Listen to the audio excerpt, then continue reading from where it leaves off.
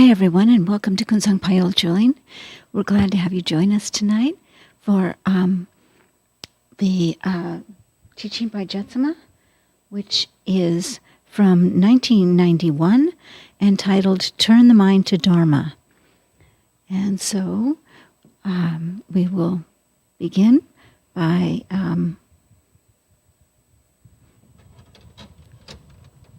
letting you watch this. Thank you. Hope you enjoy.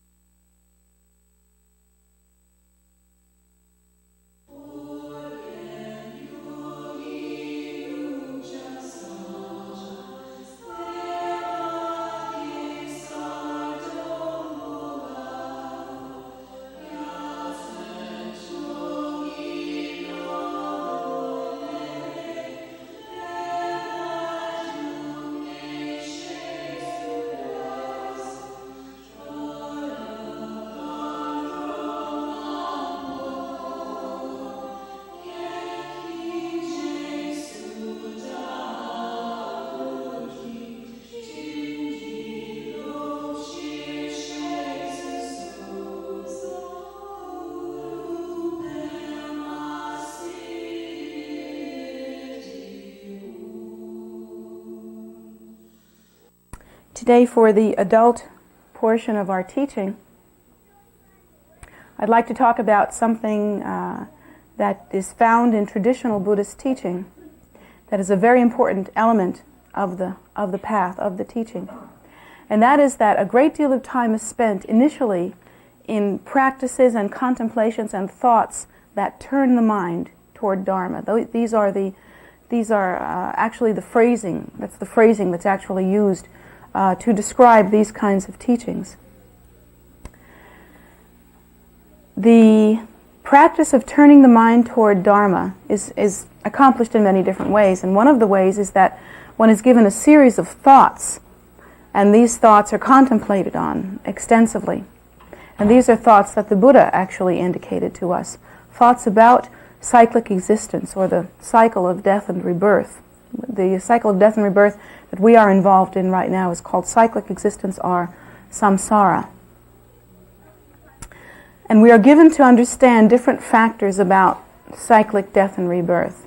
For instance, we are understanding that everything that is born must die. And these are not new things to us. You know, everyone that is human realizes that everyone that is born must die. We've seen birth and we've seen death and we've seen it over and over again. Yet, somehow, the way that our minds work, we seem to ignore that fact. We think of ourselves as something that will live forever. And we think that if we don't do it today, we can do it tomorrow. And then we won't do it tomorrow, we can do it the next day. And pretty soon we find out that we're just about 85 years old and we haven't done anything that we said we were going to do. And that becomes really frightening. So the Buddha gives us a remedy as to how to deal with that by teaching us that everything that is born must die. And we are also taught that everything is impermanent. That is to say that all conditions are impermanent. Because sometimes, even though we realize that nothing we have ever seen lasts forever, still we come to understand also, we come to forget rather also that conditions actually do change, in that every time we achieve some kind of happiness, we think, this is it. I've got it now. I've got it now. Now, if nothing moves, if everything just stays just the way it is, I've got it right now. And of course, we find a false kind of security in that. And we build up our hopes for that, and then we become very disappointed. But the strange factor is that when we become disappointed, we don't really understand the cause of our disappointment. We forget that we were taught that everything is impermanent. And we forgot to expect that even our happiness would be impermanent. We forgot to expect that. We said, oh, we've got this happiness now and it's going to stay here, and therefore I've made it. And sometimes we feel that way when we have a new job. Sometimes we feel that way when we have a new house. Sometimes we feel that way when we have a new car. Even something like a car. You know, we get in our new red sports car and we think, now I'm going to be happy. And we forget that all of that is impermanent. And sometimes we find a relationship, or sometimes we find a marriage, or sometimes we find some personal success that teaches us that from this point on, everything is going to be good and everything is going to be happy. And we forget, the Buddha teaches us that everything is impermanent. Everything is impermanent. Then also sometimes when we're in the terrible suffering, we forget that we have ever been happy. We forget that we have ever experienced anything called happening, and we think that our suffering is going to go on forever and ever and ever, and we are helpless in the face of our suffering, at the loss of a loved one, or at conditions arising in the life that are painful. We think that everything is bleak and black and terrible, and so we forget that everything is impermanent. Whatever it is, we seem to forget that the status of our life is impermanent, and we just hook into the phenomena that we see right in front of our face. And that seems to be all that we can see. For some reason, we are not able to step back from our lives and get the big picture. We don't really see our lives as a page, really, in a very long book. The Buddha teaches us that we have been reborn again and again and again, not just once, not 10 times, not 100 times, but many, many, many uncountable times. The Buddha's teaching is that we have been self-existent, or thinking of ourselves as self-existent, and that means revolving in birth and death experiences since time out of mind, inconceivable time. That means such a long time ago that our minds cannot wrap around the concept of how much time. The Buddha teaches us that we have thought of ourselves as being self-existent for that long, and therefore revolved in cyclic existence. So that we've had many different kinds of experiences in our lives. Our experiential repertoire, if you will, is like a very, very large book, and every life that we have is just the turning of a page in the book. But while we're in the middle of that life, we don't think of it that way. We don't think that anything that we did in the past had very much importance. And we don't think that anything we're doing right now has very much importance, because we don't see that it's going to absolutely dictate our experience in the future. We don't understand that. We think that whatever we do now is simply that, what we do now. Even though we understand just by seeing that there is some cause and effect, it must be so. I can drop something and it will fall. The cause is dropping and gravity, and the result is the falling. So we know that there is cause and effect, but we don't understand cause and effect well enough to know that what we do right now is so important that it will dictate the experience that we have in the future. Like I was explaining to the children, if we interact with one another in a prideful way, according to the Buddha's teaching, that is the root cause, that is the cause that will absolutely ensure that at some point in the future we are victimized by someone else's pride. Cause and effect relationships keep on rising interdependently. They simply, dependent upon one another, arise and engage and interact and bring about more cause and effect relationships. And since we don't really understand that, we keep creating the causes for future unhappiness. These are such simple teachings, and I have found that while these are the basic fundamental teachings that turn the mind toward Dharma, there never comes a time in a Dharma practitioner's life when they no longer need to hear these teachings. There never comes a time until we reach supreme enlightenment where we don't any longer need to hear these teachings. And the reason why is that the nature of our minds is such that we constantly and chronically forget. We're so forgetful. It's really unbelievable. Sometimes I can see a practitioner, a very sincere practitioner, one who has been practicing for some time, perhaps even someone who has taken robes as an ordained person, engaging in some anger-producing activity, some hate-producing activity, or some selfishness. And I can ask that practitioner, what do you think you're going to accomplish by this? How are you going to be happy in the future by this kind of activity? And even someone that has been practicing Dharma for a long time will say, yes, but I have a reason for feeling this way, and I have a reason for doing this. And I have to come back and say, yes, but remember the teaching. What are you producing for yourself now? in the future you will engage in the same kind of activity. You'll engage in the same kind of activity because you are feeding the habit of doing that now. And yet, each one of us forgets. We forget cause and effect relationship. It's like that little boy said, Aaron, he said, it's best to back down. Just back down. It's so easy. Just drop it. Just let it go.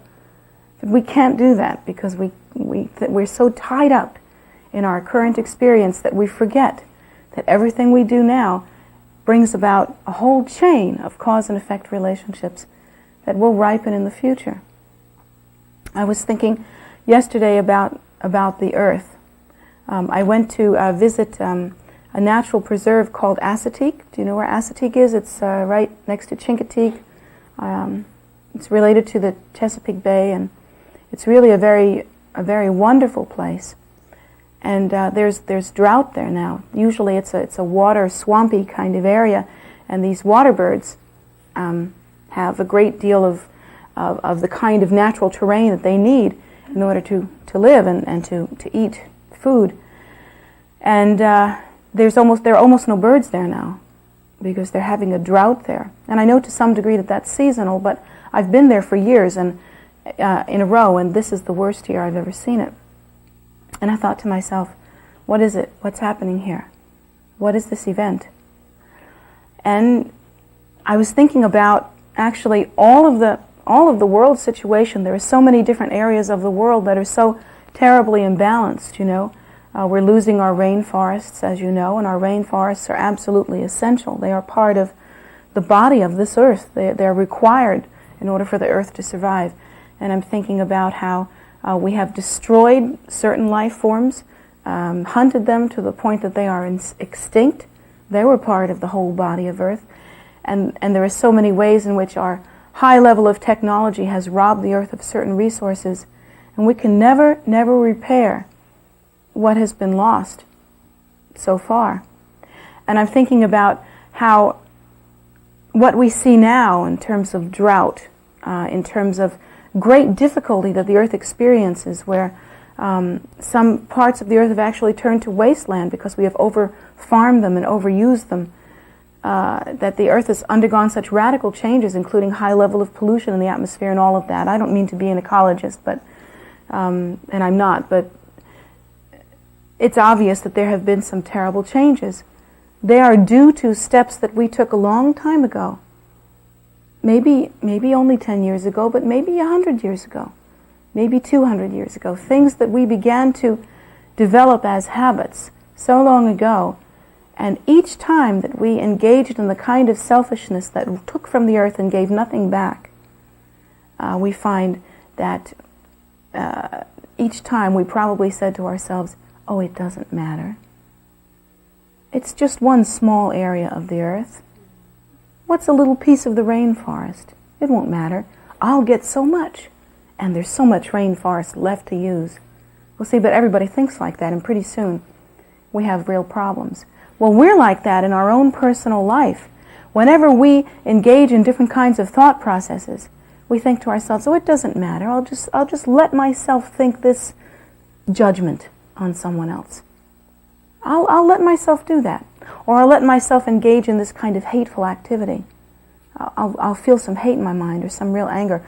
Or I'll let myself really think badly of another person. Or maybe I'll just, I won't be generous right now. I'll just take what I need and I'll go with that. And once I feel better, then maybe I'll be generous later. Or maybe I won't think about this person right near me who obviously needs some help. I'll do what I need to do right now, and later when I feel better, I'll get back to it. Well, we don't realize that each one of those thoughts, each time that we engage in that kind of activity, we rob the future. In the same way that when we engaged in in activities that took from the earth, we robbed the future, and now the earth is deficient in many ways.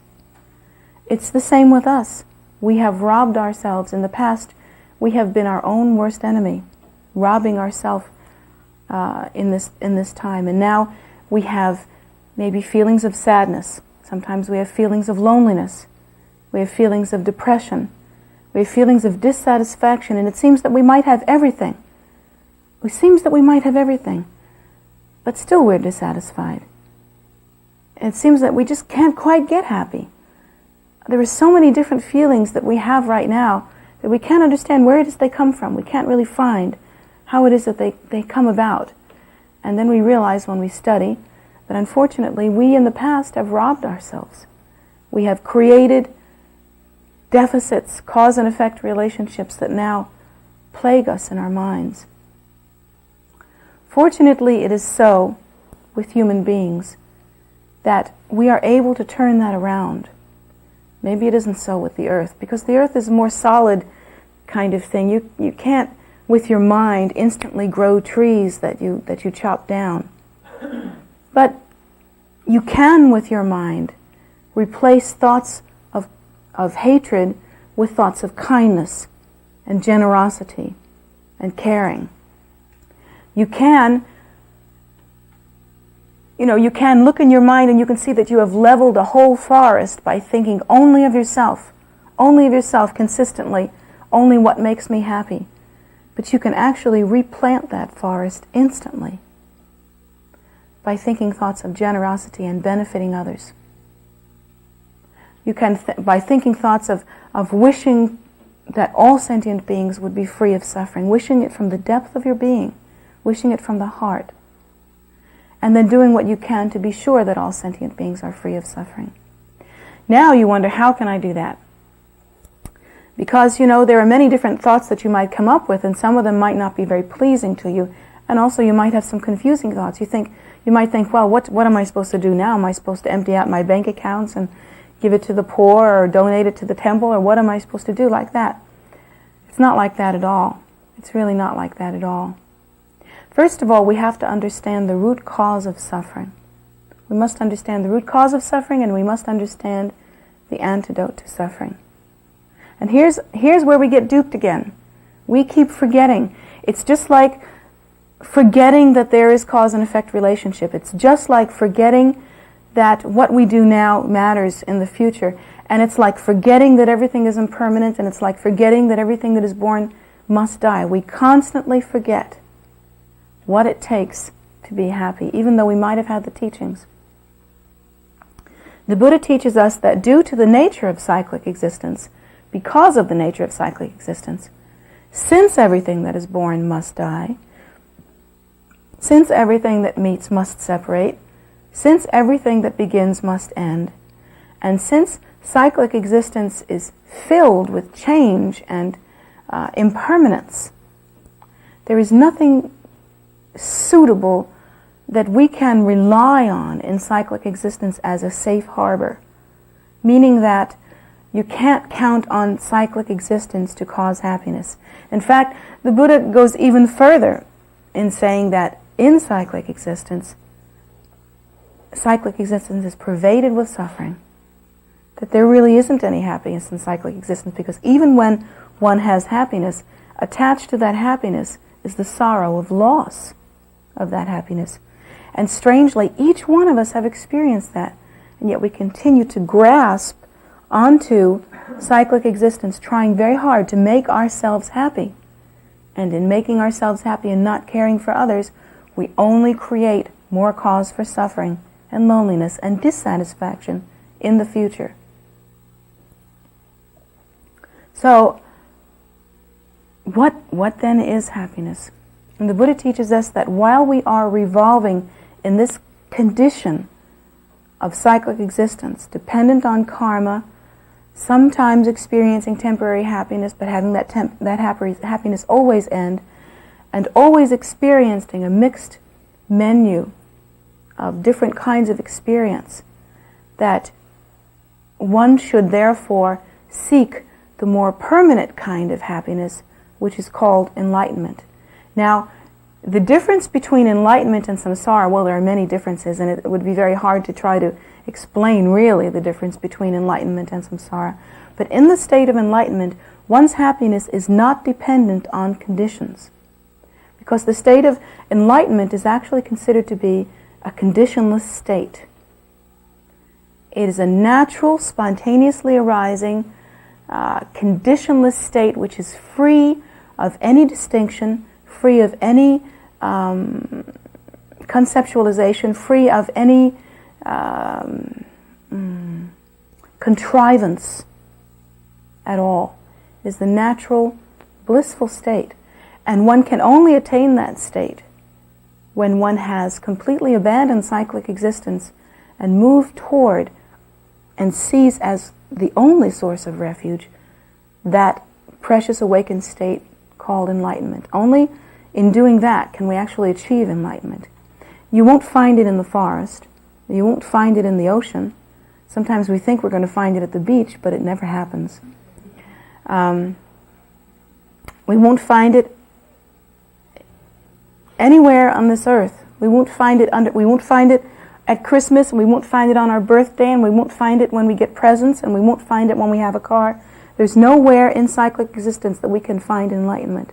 No matter where we look, and we do look, we look very hard for relief. The only way that one can find enlightenment is to pacify one's mind to the point that one frees one's mind of desire, of hatred, greed, and ignorance. These are the root causes of all suffering, and these are the root causes of all conditioned cause and effect arising, conditioned response. And upon pacifying these root causes, one then begins to awaken to the precious awakened state. Now, that sounds very simple, and we think, well, okay, now I'll pacify hatred, I'll practice generosity, and now I'll pacify ignorance, I will practice the path, and I will learn the path, and I will accomplish the path, and I will take hold of my mind and cause it to work for me on the path. And now I'll practice greed. I won't grasp onto cyclic existence. I'll look only toward the objects of refuge. I'll look only toward the state of precious awakening. Why is that so much more easily said than done? It is so easy to talk about and so hard to do, because at every moment we seem to slip back into the comfort zone, the comfortable way of thinking that we have, that somehow, somewhere in our immediate environment, we can make ourselves happy. And one of the greatest faults of cyclic existence is that it seems temporarily that we can. For short periods of time we can, and it feeds us just enough sugar so that we keep on dancing constantly. But we're fooled, and the way that we turn our mind towards Dharma, and these are again back to the initial foundational teachings that we must accomplish, is that we have to turn our mind towards Dharma by convincing ourselves and making ourselves understand the very nature of cyclic existence, how it comes about, what does it constantly produce, and what can it never produce. It constantly produces temporary arising conditions, and it never produces permanent blissful state, permanent happiness. We must understand how it is that cyclic existence comes about and how it is that it's faulted. It's faulted in that everything that happens must end. And it's faulted in that everything is impermanent. And it's faulted in that while we are in cyclic existence, it seems that we are always grasping towards happiness, and in doing that, we really create a lot of suffering for ourselves. So we have to remind ourselves constantly, turning our minds, and our minds are kind of like wild beasts in the beginning. They jump, they jump at every opportunity. Every time it looks like they can get out of the confinement of having to think this through in a very logical fashion, that mind's going to try to jump the fence every time. It's going to try to jump the fence. You can put the teaching right around you and you can say, look, it's always been this way. You've never been permanently happy. You've always been disappointed in cyclic existence. What are the chances that it's going to change once for the first time? What are the chances? It's always been so. Not only you, but everybody else. Look at everybody else. And then even if this life is perfect, it will end. And what you will have is the quality of your mind. That's what you will take into your next incarnation. So you look at that and you set up all of these fences around yourself, and you start to tame the mind. You put the mind in a corral like a wild animal, and you start talking to it soothingly. You say, look, mind. Kind of talk to yourself like a crazy person in a way. You can tell a good Dharma practitioner, they're always talking to themselves. Look, you know you can't get away with this. You know you can't. You never have before. Why should you now? They look kind of funny, and then they wear those funny clothes. And, you know. But anyway, they're good people, and they're trying their best. But you look at yourself, and you put yourself in this corral, and you try to convince yourself, you try to make yourself understand, Look, you've been trying to make yourself happy. You've been trying to satisfy your desire for how long now? You're 41 years old, and you still haven't done anything. What have you done? You've only made yourself more self-absorbed. You've only thought about yourself all this time. And you've tried to become satisfied with cyclic existence, and just when you thought you had it knocked, you lost a job, or you moved and you lost friends, or you lost a relationship, or someone died, or something happened like that. And what does it come to in the end? What does it come to in the end? In the end, you lose it all. So you start talking to yourself that way, very soothingly, very lovingly, and you put yourself in this fence, and pretty soon the beast starts to calm down. It starts to calm down, and it kind of looks around and says, yeah, I can see that. I better get busy. Better wear the harness. Better put that harness on. Better put the bit in my mouth. Better start pulling. Because I really have to get something done here. There's something to be done. And just when you think you've got the bit in the horse's mouth, the darn thing, you just leave the door open one bit, and boom, it's out again. It's crazy how we are. That's just how our minds are.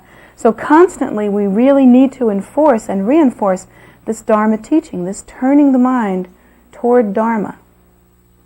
The difficulty is that for the most part, we are our own worst enemies, aren't we? We don't take ourselves by the hand. We don't walk ourselves through the steps that we need to accomplish in order to help ourselves. Mostly we abandon ourselves. Mostly we just leave ourselves in the lurch. Mostly we think in short-term ways. We think, I'll just do what I want to right now, and I won't invest anything in the future. I'm thinking about a wonderful teaching one of the little children gave, my daughter. She said, I was asking her, what is one of the worst sufferings in cyclic existence here in a class? And she said, she hates to see the hunters and the animals. We have so many hunters and animals around here. She hates that worst of all. She thinks that's the worst suffering in cyclic existence. And I said, why is that so bad? And she said, because in the future, the animals will be the hunters, and the hunters will be the animals.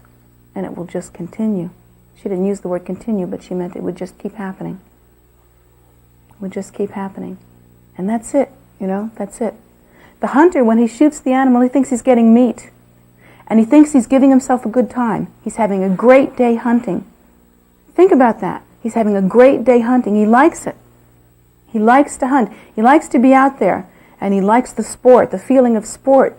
And he gets a real rise out of it. And when he finishes hunting, he thinks, oh, gosh, I'm a hunter and I've had a great day hunting, and now I can go home and drink some beer, and it's just great. I'm having a great hunting day. This is wonderful. And what he doesn't realize is that he just betrayed himself utterly. He has betrayed himself. He could not have done himself worse than if he had taken a gun and shot himself. How little regard he has had for himself, that he would betray himself in this way. All our lives we look for someone who will not abandon us. We look for someone who will not abandon us. Don't we understand that it is we who abandon ourselves constantly? Because we bring about the causes of... No one else brings about the causes of our future suffering. Only we do.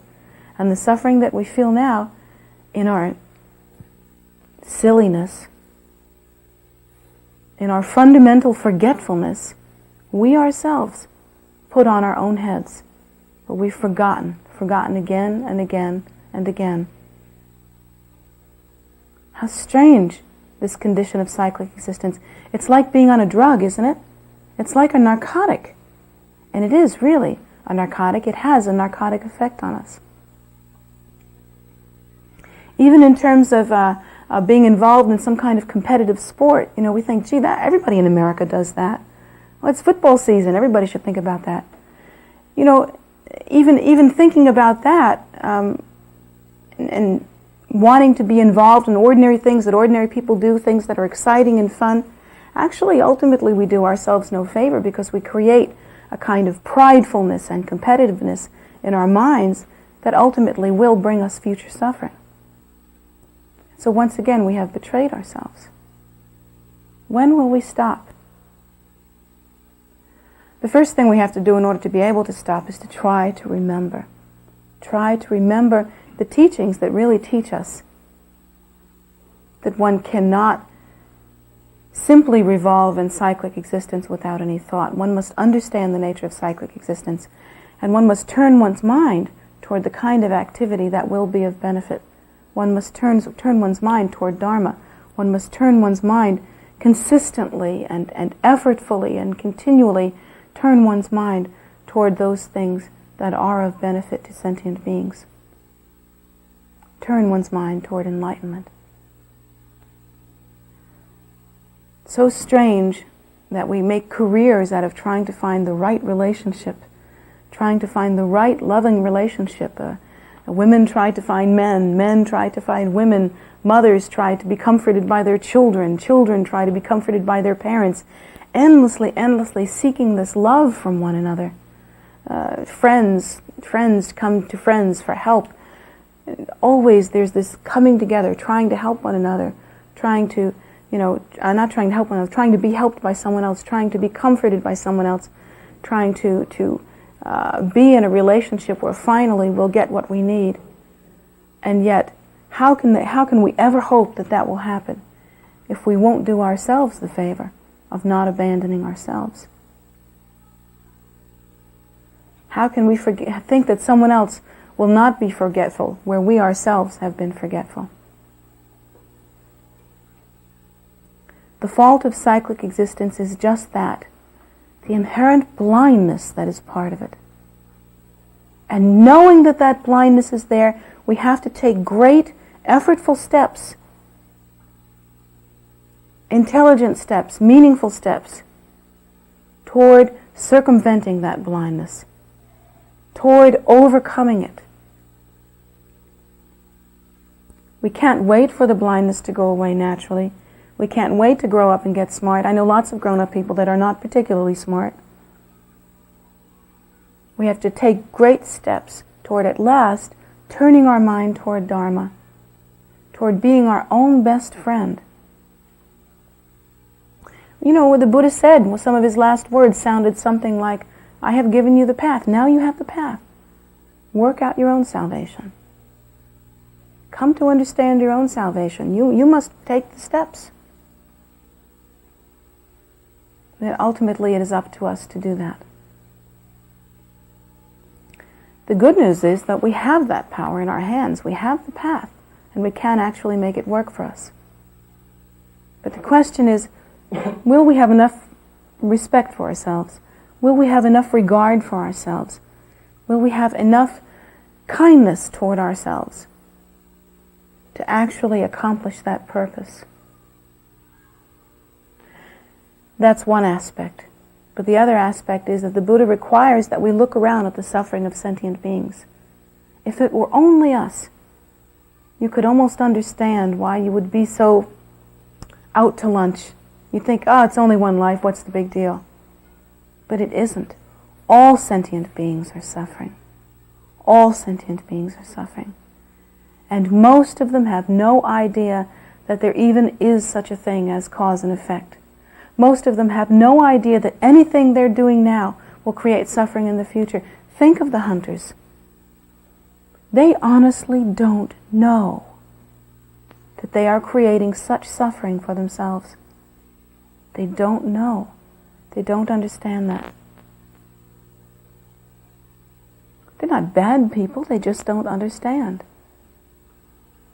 And it's the same as the person who robs a 7-Eleven store or something like that. They honestly do not understand that they are creating such suffering for themselves. They know that they are getting money, that they are getting power, that they have a kind of powerful satisfaction from that fast-moving, strong event that they just engaged in. The excitement of the chase, All those things are a factor in their particular mind state.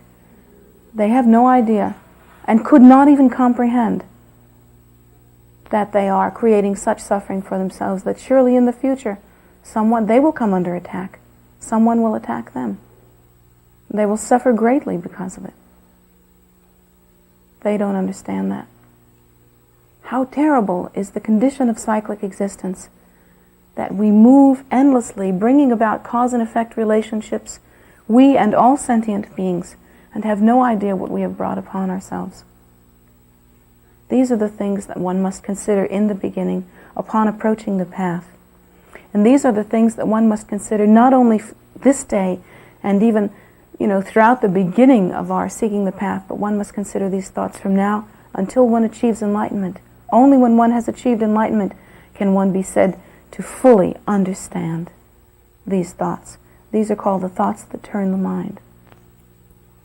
Only one element of them, only one part of them. But how important that we finally take ourselves in hand and put that wild beast of a mind in the corral, get the bit in our mouth, and start pulling, because we have some place to go.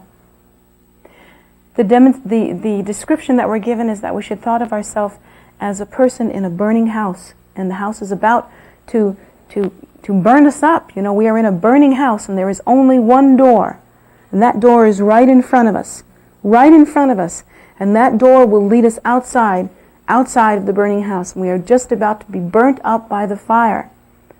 With that kind of determination, we should put the bit in our mouth and walk through the door of liberation.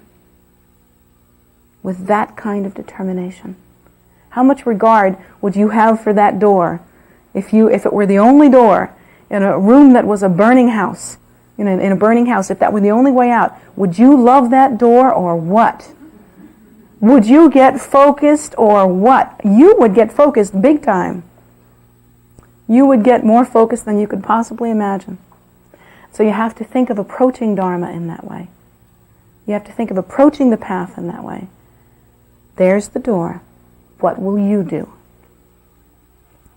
So these are some of the fundamental thoughts that turn the mind. I hope that you will utilize them in your daily life and to whatever degree you practice. There's no law that says you have to become a great and an extensive practitioner to the degree that you meditate for 10 hours a day.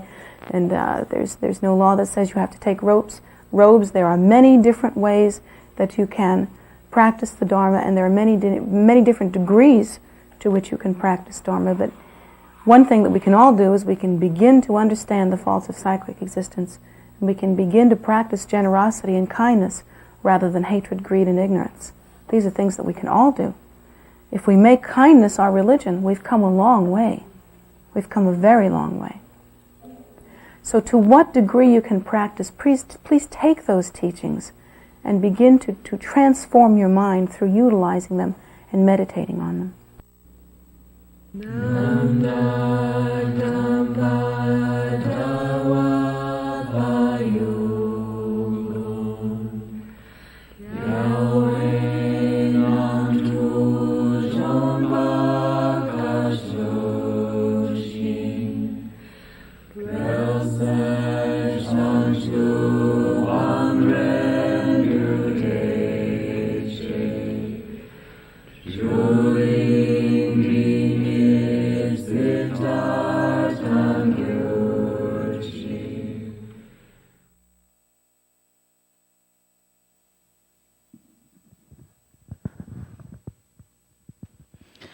Thank you so much for joining us today. We are so glad you did, and hope you come back day after day, week after week. We do show these teachings on Wednesday evenings at 7:30, which you know because you're here, and also on Sunday mornings at 11 a.m. They all come from an extensive archive of teachings that Jetsunma has produced over the years. And so there's plenty so you don't get bored. If you are moved to make a donation to Jetsunma in exchange for receiving the teaching, to make that connection with her stronger, you are most welcome to do so. You can send it directly to her at jetsunmagift@gmail.com, and that's on PayPal. That's her PayPal address, jetsunmagift@gmail.com.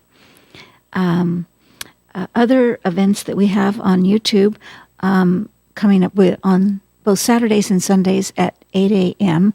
We have a meditation class on YouTube also. And this coming Sunday, it's the second and fourth Sundays of the month, and this coming Sunday is the second. Atira, Jetsuma's daughter and close heart student, teaches a class that involves a short meditation, and her titles are amazing, and her classes are equally amazing. She has a lovely way of framing the same thoughts, in the same kind of direct way that Jetsuma does, but maybe for a more modern and younger audience. Although I'm old and I'm thoroughly enjoying them, so it's very fresh and very alive. Try it. You might really like them. They are also archived on our YouTube channel, which is YouTube/Kunsongpayol Choling. And you can get these teachings also. They stay up.